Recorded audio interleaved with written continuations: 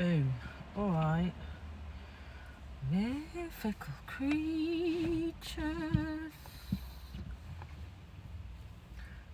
ADHD medication update.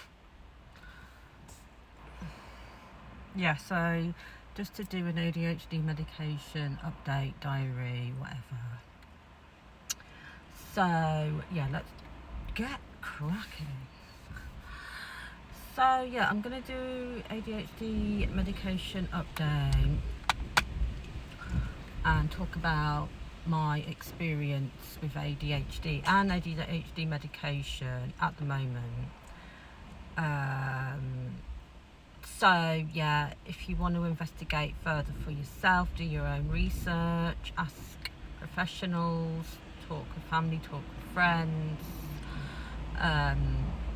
and like investigate like if you know, like anything to do with ADHD or ADHD medication. Yeah, do all that. But I'm just going to talk about my experience at the moment. So I have recently been prescribed this, which is 20 milligram modified release capsules, and this is methylphenidate hydrochloride, and that's how it's looking in the box. And this, I believe this is from the Concerta medications. So there are like other ones, and there's different sort of levels of every one.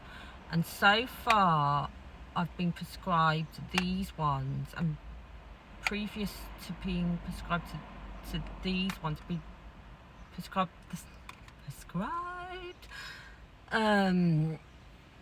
the same type of medication, but the ones that you take twice a day. So these particular ones are the slow release that you take once a day, and because there's different types, and there's like a whole like range you can discuss with a psychiatrist and all that, or your GP or whoever. So yeah, and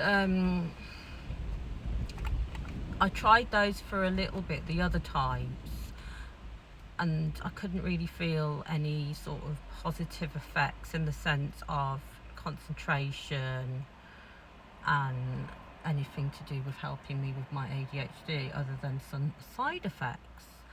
So then I've been prescribed these ones, and so far I've taken them for the last 2 days, and I'm going to let you know how these ones have made me feel. So let's just put those to one side. So basically the first day, so you're supposed to take these slow release ones in the morning, and then they slow release throughout the day, and then maybe eventually like they wear off. So the first day I took them, I did not take them in the morning. I took them when I got them, which was around 1 o'clock. But the thing is, my time clock is well weird, because first of all, I don't believe in time. Although you do actually have to do things according to the actual 3D world time, but I don't believe in time at all. And my mornings are more like my afternoons. Like, I don't literally, see, that's another conversation. I don't wake up until late morning, early afternoon, and then like my lunch time is more like afternoon, and then yeah, I don't know, it's really weird. My time clock is kind of a bit upside down. Who else? Let me know. However, the first pill I didn't, on the first day that I got these, I didn't take it until around 1 o'clock, and I was out and about a little bit, and then I went home, and this, that and the, like, you know, this, that and the other. So on the first day, when it first started kicking in, maybe 15 minutes, 20 minutes or so after I swallowed the pill, all I felt was a sensation of sort of a little bit like feeling a little bit high and spacey, like kind of spaced out. I also felt a little bit anxious, and not at one point did I feel motivated or to do more things, or to concentrate to do the things that I need to be doing in that sense, or to focus more. It didn't really give me that in that sense, in the sense that in the previous video when I was talking about the other medications which are the same sort, the methylphenidate hydrochloride, but the ones that you take twice a day, because before that I was prescribed 10 milligram, and the first time round I was prescribed 5 milligram but twice a day. This is once a day, in the sense that I did get head rushes too, but not as intense as when the other one kind of first kicks in initially with this one. However, I was feeling sort of spaced out and at points a little bit anxious. Now with this one, it did do that thing where I was procrastinating or hyperfixating on something else, where it would a little bit try and sort of have arguments. The medication would argue with the plastication and sort of be like, shouldn't you be like kind of doing this job instead of like overthinking the job itself or hyperfixating on something else. But it didn't really like push me to the urge enough to override those thoughts, the procrastination and the hyperfixation and all that. So I didn't really feel any sense of kind of focus or concentration. But I'm so shit at focus and concentration anyway. It's like, so the concentration and focus in me is really like low, unless I'm hyperfixating on something that interests me a lot and makes me excited and fun, like stuff to do with nature and all the other stuff that I like. But however, after a while I sort of probably felt a bit sort of tired as well, opposed to feeling more alert or more sort of focused, let's say. And then the next day I decided to take them in the morning like you're supposed to. So I did. I kind of did that thing where I woke up and got ready and then took them after I got ready in the morning. And then the first sort of sensation I got the second day of taking these was tingling and that bit of a head rush sensation around my head and the top of my head. And then a little bit after that I felt a tingling sensation in my mouth, my lips, my tongue, and inside my mouth was like tingling, and it got a funny like metallic taste, or a funny sort of like taste too in with that. So my mouth was kind of tingling and it kind of felt a bit cold as well. But then I also got tingly fingers and tingles in my head and numbness in my fingers. Now I get those sensations anyway as it is. I naturally have cold, and I don't know if this is also related to ADHD and neurodiversity, but I get cold feet, cold fingers and hands, and cold ears like all the time, like all year round. My fingers are always cold.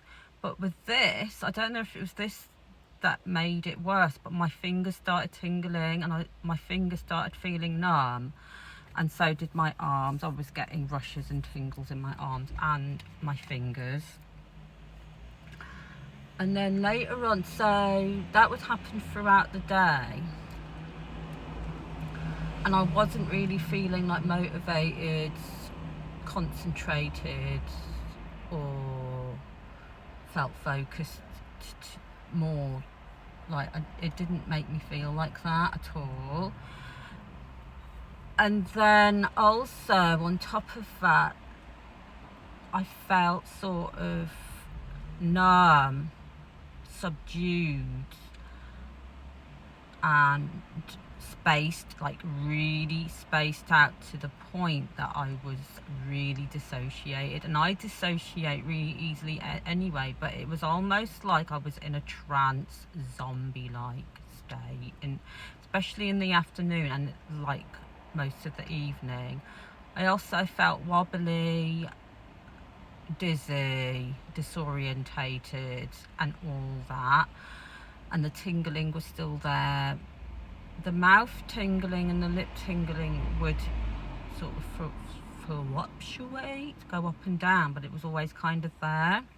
But at the first part of the mouth tingling was pretty strong, and my fingers felt numb and tingly all day, and my arms too.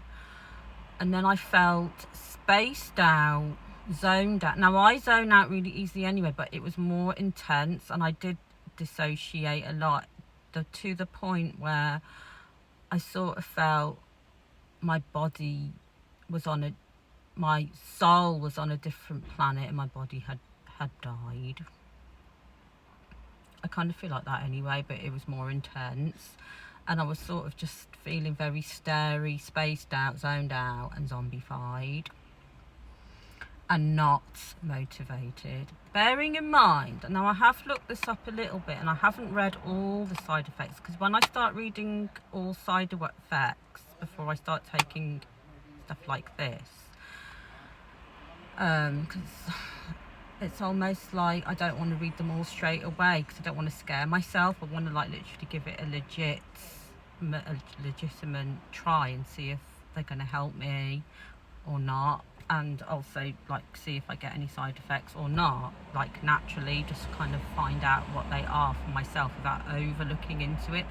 Although I read that this particular medication is also prescribed to some people who have epilepsy. Now, I don't know how to say that, so apologies. So epilepsy is like a condition where people sleep a lot, like they just kind of like fall asleep in the day, and often. So sometimes, in some cases, those people can be prescribed this medication, and this is the Concerta style. And one of the other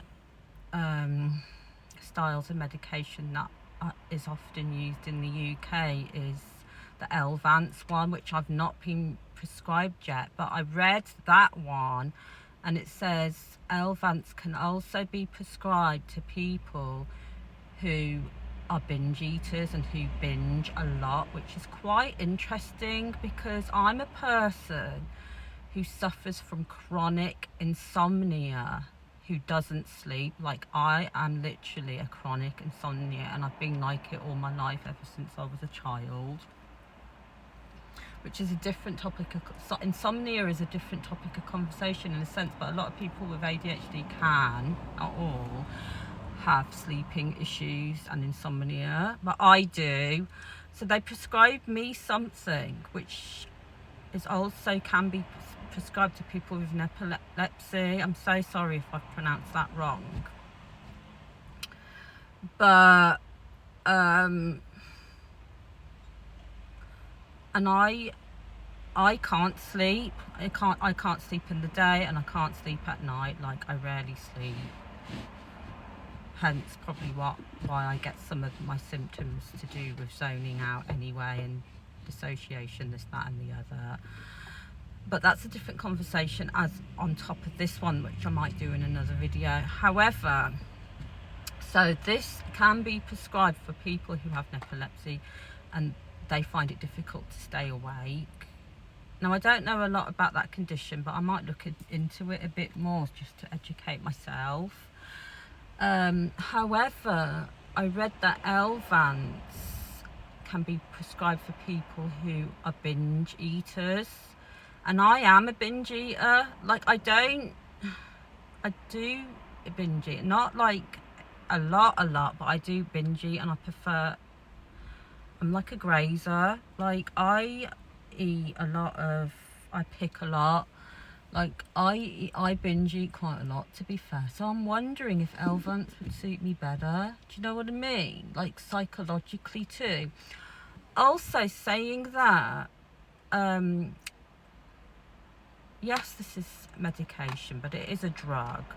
And I'm also a kind of person that's reluctant to taking medication. So you actually do have to be in the mindset to accept it and receive it and try and be optimistic about it more than pessimistic. But because I'm more pessimistic and reluctant to taking medication, that can affect, maybe it can affect how it affects me and other people, because your perception of medication can be different to somebody else, and depending on what medication it is and stuff like that. But also, I do feel like you do have to have a bit of a placebo effect to a certain extent to almost believe like it's gonna work, even though, you know, you have to have that kind of mindset to a certain extent, and I don't. I try to, but I don't. Like, I counteract it and fight it all the time to a certain extent, like, naturally. So that's my update to say. So I haven't taken them today because of how I felt yesterday, and I feel knackered now because of it. So what I'm going to be doing, instead of taking another one today to see whether I feel any different, I will call the clinic and ask to speak to the psychologist, let him know, give him the lowdown on how I felt taking these so far, only for 2 days, so that I can let him know and see what he says about it. And obviously, like, you know, to take responsibility for your own mental health and stuff like that, if possible, and speak to professionals. But also, this is the thing, because, you know, you can get different type of professionals, and some people, this is a different topic of conversation, because some people who go for therapy, for example, might have a really shitty therapist, or they might have a really good one. So also use your intuition, and you don't have to, you can have get second opinions and speak to family or friends if you trust them. Don't speak to anyone you don't trust, but trust your own intuition too. But also do your own research and ask your GP, or get a second opinion from other professionals, because there's different types of professionals. And what I find is that sometimes there's textbook surface level professionals who do surface level treatment, and that's another conversation I might go into another day, where they'll just sort of, you know, like how like people are trigger happy. Like, a lot of people nowadays are medication happy, and all they want to do, or they're trained to do, and there's a form of brainwashing within the medical system that they're trained to do. This is why I want to talk about psychosis and spiritual awakening, or whatever you want to call it, and stuff like that, because you have to be careful, because just because somebody's a doctor or a psychiatrist or whatever their profession doesn't mean they're all intuitive and connected with their heart and their mind, kind of like, and they don't use their intuition. And some do, some are great, and a lot can be just textbook, where you'll go in, you'll tell them the things, and they'll be like, oh, do you want me to prescribe you antidepressants or anxiety or this, that and the other? And sometimes they don't even explain what that is, and you have to ask them questions. And sometimes they're trying to shove you out the room, and you feel like you're in a pressure cooker, and they ask you questions and they don't allow you to answer the questions, or they gaslight you too. So you've got to be really careful. And not all of them do that. Some actually genuinely do care, and they want to get the lowdown, and not just, you're not just like another number that they're prescribing X, Y and Z to, because medication can probably help a lot of people, but for some people it's not for everyone. This is why you've got to do your research and investigate further. For me, a part of this, because I have been diagnosed with ADHD, I thought, and I am reluctant to taking medication, but I thought, you know what, for me it is doing a bit of an experiment on myself,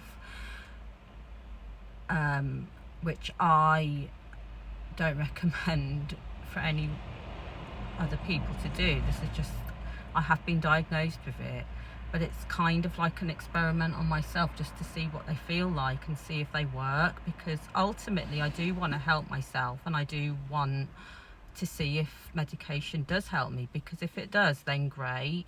If it doesn't, and I get shitty side effects, and I'm not going to be taking it. Like I'm going to be consciously aware of my feelings and my intuition as well. So I do like look into all of those aspects surrounding medication. And what I will be doing probably, so I will be speaking to the GP, and I will be speaking to the psychiatrist again about this, and see what to do next regarding that. But ultimately I probably will end up going down, or experimenting, going down a road of also maybe vitamins, food, natural remedies and alternative routes to be investigated further. So that's that. Take it easy, chin up, crown on. The crown is like the aura. When I say crown on, it could literally be an actual crown, put a little crown on your head or whatever, but it can also be an aura of energy where you are divinely protected and divinely guided, and don't forget, don't let no motherfuckers bring you down.